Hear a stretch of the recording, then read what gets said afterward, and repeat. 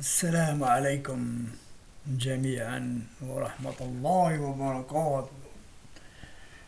Voyons donc les conséquences que peuvent avoir les fêtes de l'Aïd al-Fitr et Aïd al-Adha.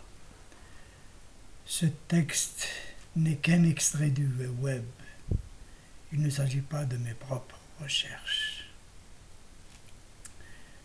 Nous avons déjà vu que les fêtes musulmanes ou chrétiennes ou autres ont trop souvent des origines païennes. C'est le remplacement d'une fête païenne par une fête religieuse. Ça se passe comme ça dans l'histoire, hélas.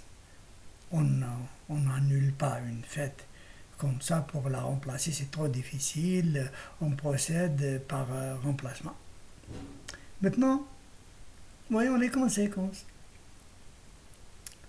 La première conséquence, c'est qu'il y a cette transition païenne, il y a ce remplacement païen, il y a ces racines auxquelles il faudrait faire très très très attention. Et ces fêtes ne sont pas sanctionnées par le Coran. C'est la première conséquence. La deuxième pour l'Aïd al-Fitr par exemple, c'est que Zakat al-Fitr n'est pas mentionnée dans le Coran, elle est mentionnée uniquement dans les hadiths. Et cette zakat mentionnée dans le Coran, elle doit être donnée le jour de la récolte, au verset 147 de Surat al-An'am. C'est la deuxième conséquence importante.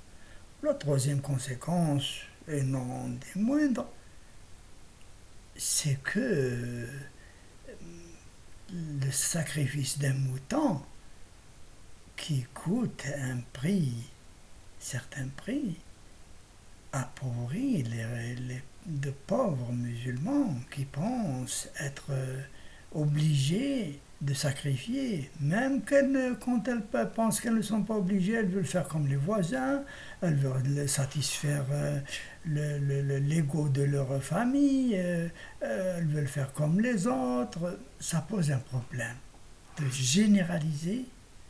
Si c'était une fête qui n'est pas très populaire, qui appartient à une certaine caste, qui sacrifie des bêtes pour donner à manger aux pauvres, ce serait formidable.